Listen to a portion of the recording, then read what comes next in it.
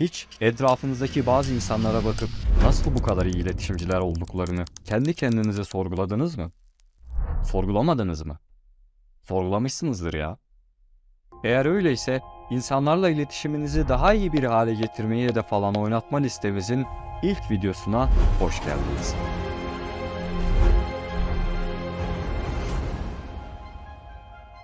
Aynı anda dost canlısı, kendinden emin ve elit bir konuşma tarzına sahip olmak birçok kişi için faydalı olabilecek bir yaklaşım tarzıdır.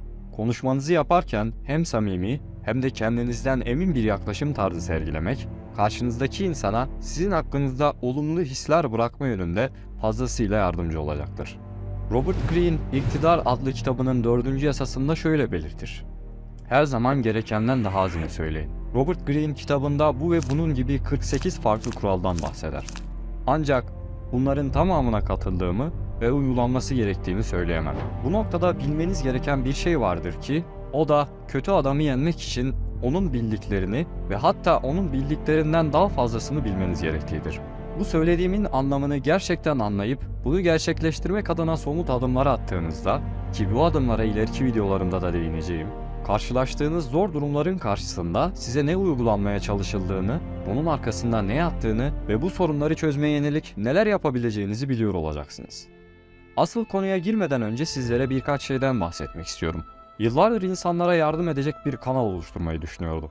Ancak gerek anlatacağım konular hakkında olan bilgi eksikliğim, gerek bu işi yapmak için gereken deneyime sahip olmamam, beni bu işi yapmaktan uzunca bir süre alıkoydu. Ancak son 6 ayda idolüm olarak gördüğüm çok değerli bir insanla çalışma fırsatına sahip oldum. Onunla çalışırken birçok şey öğrendim ve hala da öğrenmekteyim.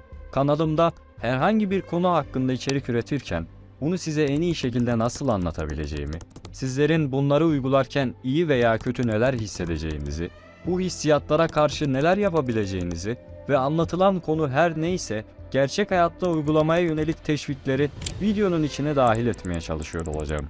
Bunların hepsinin bir anda olmayacağının farkındayım. Ama seviye seviye, yavaş yavaş bu pozisyona ulaşıyor olduğumu siz değerli izleyicilerimde tanıklık ediyor olacaksınız. Bu videoda sizlerle iletişimde açık uçlu soru sorma, hatta aklınıza kalması için olta yöntemi olarak adlandırayım ben bunu, nasıl kullanacağınızı anlatıyor olacağım.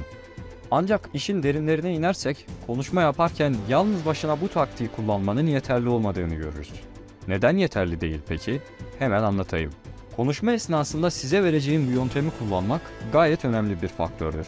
Ancak bunu kullanırken nasıl bir vücut dili sergilediğiniz, sesinizin tonu, kullandığınız kelimeler, sorabileceğiniz sorular ve hatta hayattaki vizyonunuzun bile çok büyük bir önemi olacağının farkında olmalısınız. Çünkü hayattaki her alanda olduğu gibi parçalar ancak yerinde ve doğru bir şekilde birleştirildiğinde büyük resim ortaya çıkarır. Ayrıca saydığım konuları içeren videoları ilerleyen vakitlerde kanalımda görüyor olacaksınız. O yüzden takipte kalın. Kötü adamın bildiklerinden fazlasını bilin diyorduk değil mi en son? O zaman oradan devam edelim. Belki şu anda bana iyi de kaliteli bir konuşmanın bununla ne ilgisi var ki diye soruyor olabilirsiniz. O zaman bana da cevaplamak düşer. Yaşadığımız bu güzelliğini kaybetmekte olan dünyada iyi insan sayısı kadar kötü insanın da olduğunu, hatta insanların yaşadığı bazı deneyimler ve hissiyatlardan dolayı sahip oldukları erdemlerden vazgeçip kötü bir insan olma yoluna girmeye eğilim gösterdiklerini görüyoruz. Belki içinizden birkaçınız ben bu konudan bahsederken yaşadığınız ve gördüğünüz olaylardan dolayı konuyu daha derinden hissetmiştir. Daha da konuyu dağıtmadan varmak istediğim noktaya gelelim.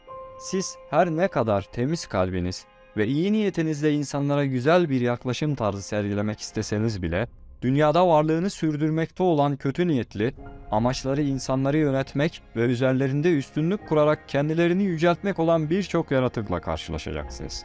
Ve konuşmanızı yaparken bu tarz insanlardan biriyle karşılaşma olasılığınızın var olduğunu bilmek, sizi karşılaşabileceğiniz zorluk veya tersliklere karşı daha güçlü kılacaktır. Yani siz her ne kadar iyi niyet ve güzel bir izlenim bırakma çabasında olursanız olun, insanların size karşı kaba, umursamaz, ilgisiz veya sizi sömürmeye yönelik yaklaşabileceğini bilmek zorundasınız. Buna yönelik nasıl bir zihin yapısı hazırlamanız gerektiğine dair ayrıca bir video yapmak istiyorum. Ancak bu konuyu dahil edersem video çok uzayacaktır. O yüzden şimdi gelelim asıl konumuza. Yeni tanıştığımız insanlarla iletişim kurarken hem aşırı ilgili görünmeden hem de konuşmayı sürdürmeye yardımcı olacak bir yaklaşım tarzına sahip olmak istiyorsanız karşınızdaki kişiye içerisinde oltalar içeren cevaplar verin. Bunu birkaç örnekle anlatsak daha iyi olacak. Yeni tanışmalar esnasında kullandığımız birçok soru ve cevap kalıplarımız var değil mi? Mesela bunlardan birisi nerelisin? Klasik cevabımız ise Ankara, İstanbul, İzmir gibi nerede doğduysak orayı cümlenin içinde tek başına önüne arkasına pek bir şeyler eklemeden kullandığımız bir cümledir genelde. Öyle değil mi? I'm Shelby from where? From Birmingham. Goodness. No, not much. Ha, aynı memleketten çıkarsanız aslında bu videodaki taktiğe hiç ihtiyacınız olmayacaktır büyük ihtimalle. Çünkü akraba çıkana kadar muhabbeti sonlandırmak pek hoş olmaz değil mi? Ancak olur da akraba çıkmazsanız soruya şöyle bir cevap verirseniz sorunun içine oltayı eklemiş olursunuz.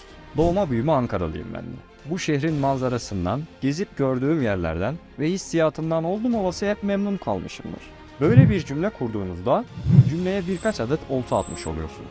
Eğer karşı taraf ilgili ve detaya girmek isteyen bir durumdaysa size nereleri gezdiğinizi, nasıl bir hissiyattan bahsettiğinizi, hangi manzaranın neden ilginizi çektiği gibi birkaç soruyla çıkagelecektir. Bu tarz oltalı soruları diğer sorularınızda da birkaç kez daha kullanıp karşınızdaki kişinin ilgisini daha detaylı bir şekilde ölçebilirsiniz. Çünkü sorularınızın içindeki oltalar her zaman karşı tarafça anlaşılmayabilir. Ancak emin olayım derken de konuşmayı gereksiz uzatan taraf olmayın. Hadi içerisinde olta içeren bir örnek senaryoya daha bakalım. Yine klasik, her yerde karşılaşabileceğimiz bir soru. Ne işle meşgulsünüz? Hey, Carlton. I breed racehorses and train them. What is it you do? I rarely answer questions. That's what I do. Bu soruya klasik olarak verdiğimiz cevap genelde sadece nerede ne iş yaptığımızı içeren basit bir cümle olur. Ancak konuşmayı biraz daha ucu açık, devam ettirilebilir yapmak gibi bir niyetiniz varsa verdiğiniz cevabı biraz daha uzun tutabilirsiniz. Yani sadece nerede ne iş yaptığınızı söylemek yerine yine içerisinde birkaç olta içeren bir cevap oluşturabilirsiniz. İşte anlatacağımı kesinleştirecek örnek bir cümle. Şimdilerde bir kanal için video editörlüğü yapıyorum. Ancak aynı anda nasip olursa gelecekte çalışma hayatımı değiştirecek büyük bir girişimi de planlıyorum. Karşınızdaki kişiye bu tarz bir cümleyle cevap verdiğinizde ona konuyu devam ettirmek istediğinde kullanabileceği birçok ucu açık bilgi vermiş olursunuz.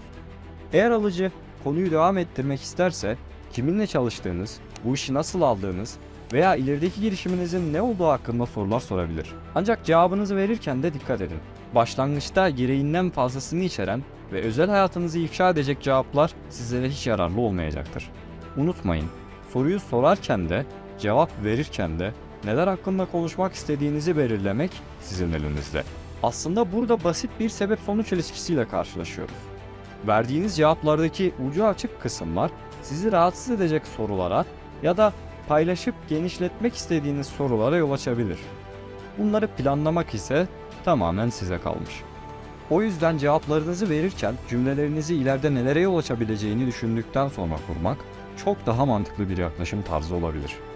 Sonrasında karşınızdaki kişinin vücut diline, konuşma tonuna ve konuyu uzatma isteğine göre siz de kendinizi daha derin bir konuşmaya gitmek veya konuşmanızı daraltıp sonlandırmak yoluna gidebilirsiniz. Unutmayın, herkesle aranız iyi olamaz. Ayrıca olmamalı da. Çünkü sahip olduğunuz değerlere saygı duymayan sayısız insanla karşılaşacaksınız. Nasıl ki bir bahçeyi derli toplu, güzel bir hale sokmak için bazen uzayan dalları budamak gerekiyorsa, hayatınızda size zarar verecek veya üzmeye çalışacak insanları da çok vakit geçmeden aynı şekilde hayatınızdan budamanız gerekecek. Şu noktaya kadar sizlere verdiğim örnekler daha çok dost yanlısı ve dışa dönük bir karakterin yapacağı kalıpları içeriyordu. Bu yaklaşım tarzına ekstra olarak basit bir yaklaşım tarzı daha eklemek istiyorum. Videonun başında 4. yasaya değinmiştik değil mi? Şimdi dönelim o kısmın ciddi uygulanışına. Ancak bu yaklaşım tarzına uyum sağlamak özellikle konuşmayı seven, dışa dönük kişiliğe sahip olan insanlar için biraz daha zor olacaktır. Bu yaklaşım tarzında da daha fazla susmanız, sorulara gereğinden kısa cevaplar vermeniz ve hamlelerinizi sürekli düşünerek yapmanız gerekiyor. Bu yola girdiğinizde konuşmalarda pasif olmayı, daha çok konuşan tarafı dinlemeyi, analiz etmeyi ve sadece katılmak istediğiniz konuda fikrinizi kısa ama anlaşılır bir şekilde belirtmeyi seçiyorsunuz. Bu yolu neden seçmek isteyeyim ki sorusuna bir cevap arıyorsanız eğer şöyle cevaplayalım.